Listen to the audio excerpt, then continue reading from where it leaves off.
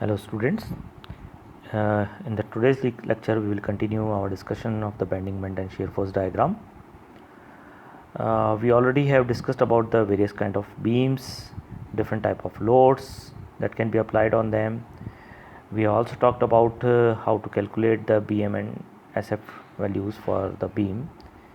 Now today's lecture we are going to take some specific cases of the beams which are subjected to some kind of loads which are given to us. So let's start with the case of a cantilever beam with a point load. So here what we can see here is a cantilever beam AB whose one end A is fixed and the other end B is free. It is subjected to a point load of magnitude P kilonewton at the free end B. The length of the beam is given to you as small l. Now in order to draw the shear force diagram for this beam, we need to assume the beam to be cut at a distance x from the free end. So I have drawn this free body diagram of this particular portion CB. So beam is assumed to be cut at section C, so which is at distance x from the free end. We see that a load P is acting on this section of the beam, while there is no other force acting besides this. So there will be internal resisting shear force set up to balance this external force P, which will be equal in magnitude to the applied load and act in a direction opposite to that at this free section or at this cut section. So F, the shear force, internal shear force, will be equal in magnitude to P. So we have F equal to P here, and they will act in opposite direction to each other. Now if we look at this, it will make a pair where on the cut section the shear force is acting in upward direction on the section CB, while in the remaining AC part it will be acting downward. So it will be making a kind of anticlockwise pair of this shear force. So we, as per our sign convention, we take this as a positive. So if I write the shear force equation, the shear force equation will be Fx equal to P. F shear force as a function of x will be equal to P, the constant value. So if I evaluate this equation at both the ends of the beam at x equal to 0 and x equal to L, I am going to get the shear force value as P at both the ends. So when I plot this shear force diagram, I will take some scale. Let's say 1 centimeter is equal to 10 kilonewton or 1 centimeter is equal to 5 kilonewton. If I know the magnitude of P value, let's say if it is 40 kilonewton, so I will draw a 4 centimeter height, and along the length of the beam this will remain constant. So I am going to get a rectangle here in the shear force diagram whose height will be equal to P. Now in order to draw the bending moment diagram, I need to multiply the value of the applied load with the distance x from the cut section. So the bending moment will be nothing but the force into distance. So here it will be P into x. As the beam is going to deflect in a way that will make a drooping face, or in other words I can say that the top surface of the beam will be in tension while the bottom surface will be in the compression. As per our sign convention, we assume this kind of bending moment situation as negative, so I have put a negative sign here. So my bending moment equation will be mx, m as a function of x will be equal to minus p into x. If I evaluate this equation at both the ends of the beam at x equal to 0 and L, I am going to get the value 0 and minus PL as respectively. Again I am going to draw the bending moment diagram. I will choose certain scale, that let's say 1 centimeter is equal to 10 Newton meter or 10 kilonewton meter. So I will draw the value PL on that scale on the vertical side, and then it is 0 at one end and its value is PL on the other end. In between these 2 points the value is varying linearly, so I am going to get a triangle here in my bending moment diagram. Now let's take a bit complex case in comparison to the previous case, where multiple loads are acting on the same cantilever beam. So if you have, let's say, load P1, P2, P3 acting on this cantilever beam AD at different points B, C and D, and I know the value of their distances with respect to each other as well as to the fixed end and the free end.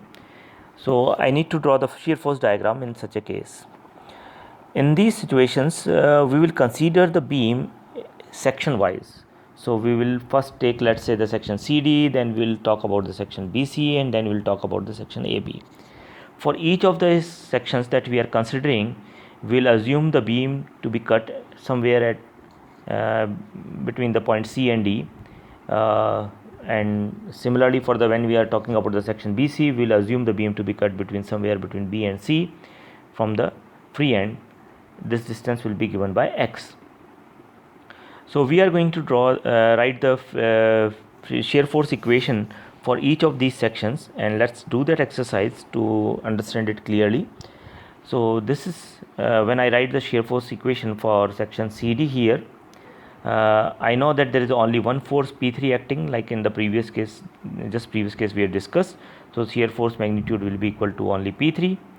As per sign convention, it again gives us the positive value, so we'll start drawing them in the positive side of the axis, that means on the top side from the reference axis. This is my reference axis, so I will keep on drawing it on the upward side. So the value at x equal to 0 will also be P3. At x equal to L1, that means at point C, it will again be P3.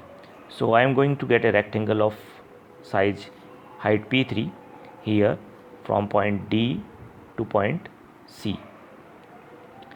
Now when I write the equation for shear force between point B and C, remember these equations that I am writing will be valid only for that particular section they are being written. So like the first equation was only valid for the section CD, so this equation which I have written here will be valid only between B and C. So for the portion BC, there are two forces acting which are magnitude P2 and P3. If I assume the beam to be cut at, let's say, here at this point here, so at distance x, between this distance x, there are only two forces P2 and P3 acting. So my equation for shear force will be Fx will be equal to P3 plus P2, as I have written over here. So this is my shear force equation, and if I evaluate the value of the shear force at both the extreme of this section, so at C when x is equal to L1, my shear force will be P3 plus P2, and at point B when x is equal to L1 plus L2, my shear force value will be again P3 plus P2, because it is not dependent on x. So here I will get this value starting from P2 plus P3 to P2 plus P3 at both the ends C and P. Now again I will consider the section another section, which will be section AB this time, and if I assume the beam to be cut at somewhere here, let's say the x is now here, this value. So there are three forces acting here, P3, P2 and P1. So the shear force acting in this section AB will be equal to P3 plus P2 plus P1. Again I will evaluate it at both the extreme ends, point B and point A, and the magnitude will be P3 plus P2 plus P1 at both the points. When it comes to drawing the shear force diagram, again I will choose certain scale. First point D I will draw the value as P3, then I will move along the length of the beam till the point C, and here also the value was P3. Then when I talk about the section CB, I see that the value at C changes from P3 to P3 plus P2. So I will increase the value here by amount P2. So this is the amount P2 by which I have increased it. So the new value at this point will be P2 plus P3. So there is a jump in the shear force at point C, and it is changing from P2 to P2 plus P3. Now this will remain constant for the remaining part. So I have evaluated that point B, it is also having the value P3 plus P2. So at this point it will at point B it will remain P2 plus P3. So I will get a horizontal line here, and then if I evaluate it at other end, it is going to be P3 plus P2 plus P1. So at point B there will be again change, and there will be increase of the shear force from P3 plus P2 to P1 plus P2 plus P3. So there will be increase of P1 kilonewton here, and then it will remain constant. So this is the kind of a step shape of the shear force diagram that I will obtain by finding the equations of the shear force for different sections and evaluating this equation at both the extremities of the considered section. Now for drawing the bending moment diagram, I need to again assume the beam to be cut at different section. We'll start with the portion CD. So like I have the CD, I have assumed the beam to be cut here. So this is at distance x, I have taken this section. So there is only one force P3 acting, and its value multiplied by the length in question x will give us the shear force between the portion CD. So it will be minus P3x. As I have already told you, the sign convention for this cantilever beam subjected to point load will provide us a drooping phase, which we consider as negative bending moment. So we are going to draw all these values on below our reference lines. From the horizontal we are going to draw this below it. So I have put here a minus sign here in this equation. So I will evaluate this equation at both the extremities of the section CD.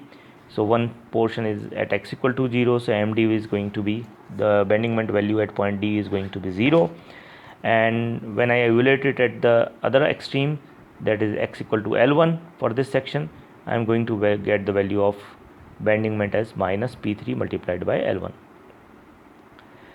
Now after obtaining these values, I am going to write the equation for bending moment for the section BC. Now when I assume the beam to be cut here somewhere between B and C, and now the X is here. So there are two forces acting on this portion, one is P3 and another is P2. So as the P3 is acting at a distance x from this free end, so there will be a bending moment produced equal to P3 into x because of it. The another bending moment portion that is produced will be because of the force P2, and its distance will be from this cut section portion will be x minus L1, because L1 is L1 is the distance of the force P2 from the free end, and x is the distance of this cut section from the free end. So the distance of force P2 from the cut section will be x minus L1. So therefore the bending moment produced because of P2 between section B and C will be given by P2 into x minus L1. We are going to add these both bending moments portions, P3 into x plus P2 into x minus L1, to get the total value of bending moment between section BC. So I am going to evaluate this equation at x equal to L1, which is at one end of the section BC. So MC, if I substitute x equal to L1, I am going to get the again same value of the bending moment here. This is minus P3 into L1. And when I evaluate it at the other end, which is L1 plus L2, I am going to get the bending moment value as I have written over here, which is P3 into L1 plus L2 plus P2 into L2. Now the last portion for which I will write the equation is the section AB. So if I assume the beam to be cut somewhere between A and B like this at here, and now x is the value here, distance from the free end of this section. So I am going to multiply the value of loads with the corresponding value of their distances from this in this cut section. So we will start with the load value P3. It is acting at a distance x from the cut section. So the first component of the bending moment will be P3 into x. The second component, as before we have this already worked out, the P2 will be acting at a distance of x minus L1, so which we have kept it here. The last force that is acting here is force P1. Now it is acting at a distance from the cut section as x minus L1 plus L2, so that is x minus L1 minus L2, that is the distance of the force P1 from the cut section. Now we will evaluate this equation at both the extremities of this section, which are x is equal to L1 plus L2 and x is equal to L1 plus L2 plus L3. So these are the 2 points, point A and B, for which I will evaluate the value of the bending moment, and the values that we will calculate will give us the same bending moment for the point B as I have calculated earlier, and for the portion A it will be evaluated as this expression which I have obtained at the bottom.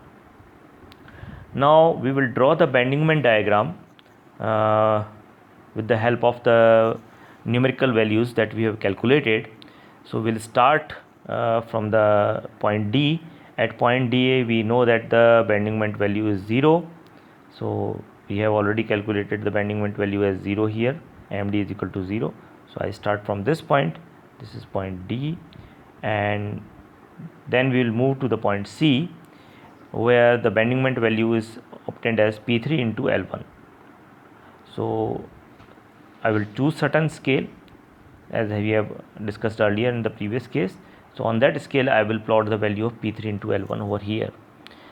Between point D and point C the variation will be linear, so there will be a straight line coming from point D to point C for the plot of the bending moment.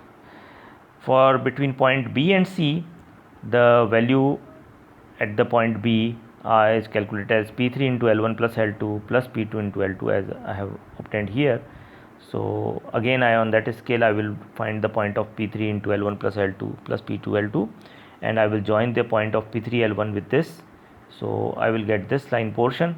Again there is a straight line variation because I can see from the equation the bending moment is a linear function of x, so there will be a straight line relationship from point C to point B between the bending moment values. Now finally I will plot the value of the bending moment which I have calculated for point A and join the point from point A to point B. Again the relationship is linear because of a linear relationship with x. So in this way we can calculate the shear force values at different points of the beam, and we can also calculate the bending moment values for the different points of beam, and using a suitable scale we can plot them as shear force diagram and the bending moment diagram.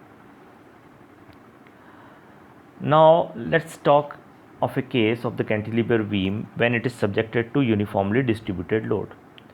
I have already discussed with the kind of loads that a beam can be subjected to. We have talked about the point load, uniformly distributed load, uniformly varying load, non-uniformly varying load, and the moments and so on.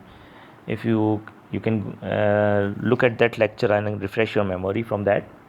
So now this is the case when the cantilever beam is subjected to a uniformly distributed load over its entire span, over the entire length. So we have a uniformly distributed load of magnitude W per unit length acting on it. It can be, let's say, 2 kilonewton per meter or 5 kilonewton per meter load that is given to you. So W is that value which is given to you. So the value of the load is given as per meter length. So length of the beam is given to you, L is given to you, the value of the load per unit length is given to us, and then we need to plot the shear force and bending moment diagram. Let's start with the shear force diagram first. Again I assume that the beam is cut at a section CC dash as here. I have plotted this cut section of the beam from A to C here separately. We can see that there is a load of magnitude W per unit length is acting on this portion, and X is the length of this portion. So at section CC dash the shear force will be equal to whatever the forces that are acting on the right hand side of the beam or the portion between A to C. So the total magnitude of the force that is acting here is W multiplied by the distance X, because W is the load per unit length and the length of this portion is small x, so the total load value that is acting here will be W into X. Okay, so that is our shear force equation in this case. We will evaluate this equation at both the ends of this beam from point A to point B. So at point A x equal to 0, so shear force value will be 0. At x equal to L, that means at point B the shear force value will be W dot L or W into L. Between these 2 points there will be a linear relationship, so there will be a ramp or a straight line we will get from point BA to point B.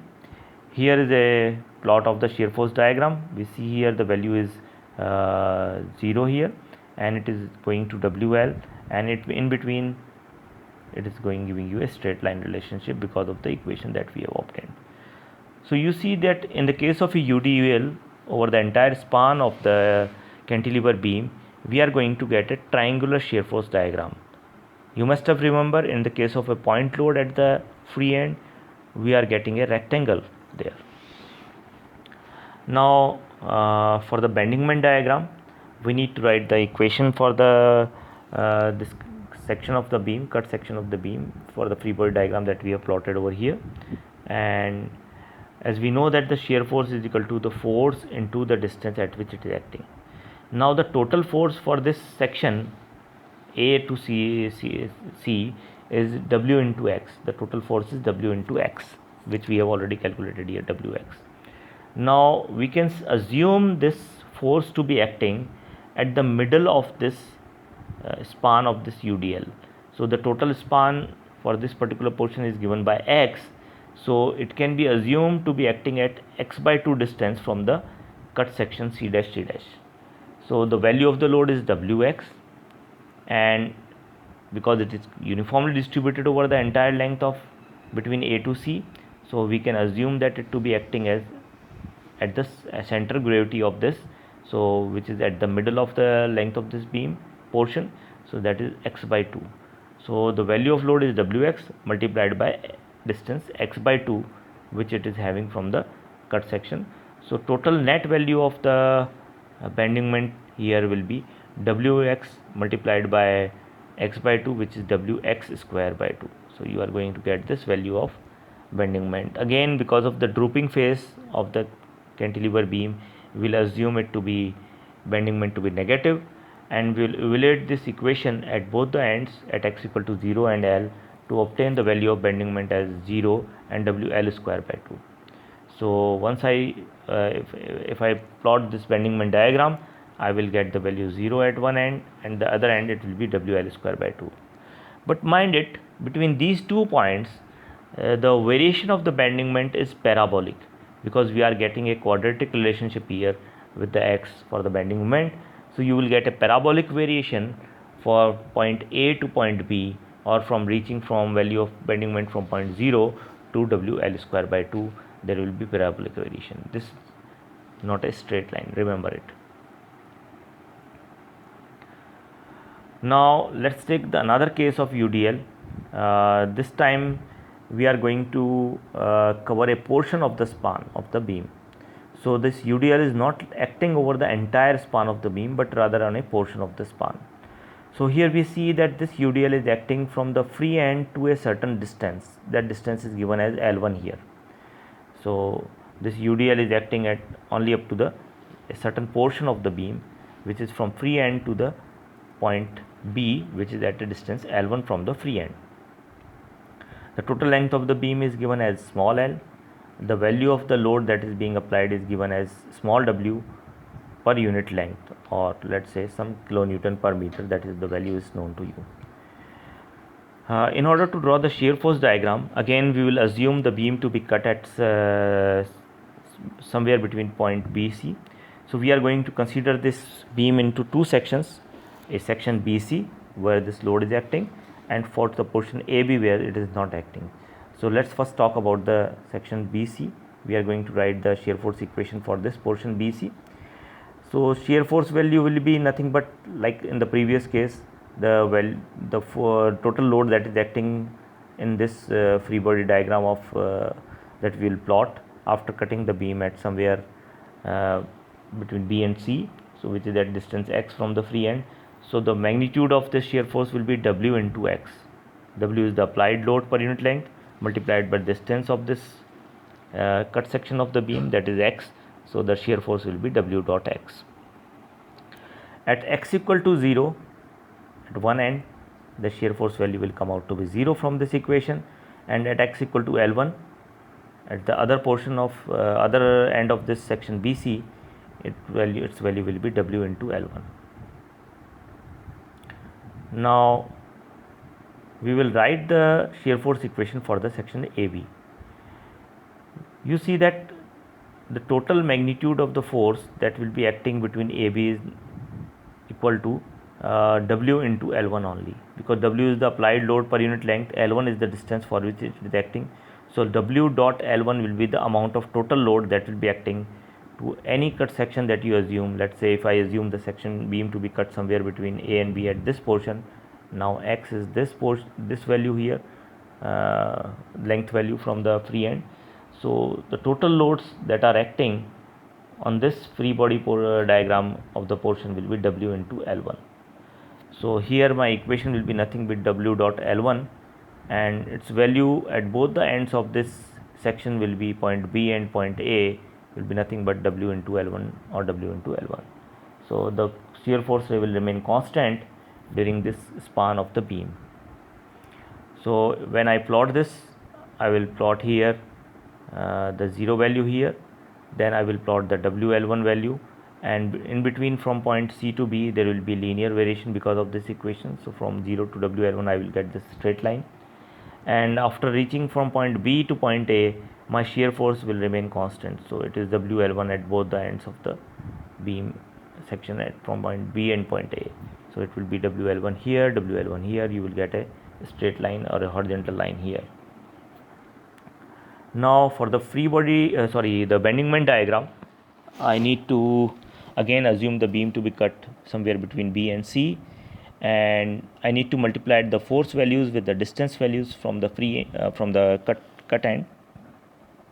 So here I have the force value as Wx, which I have evaluated here, and I can assume this force to be acting at the middle portion of this cut section, which is the total distance x. So the middle portion will be x by 2. So distance of this force may be assumed to be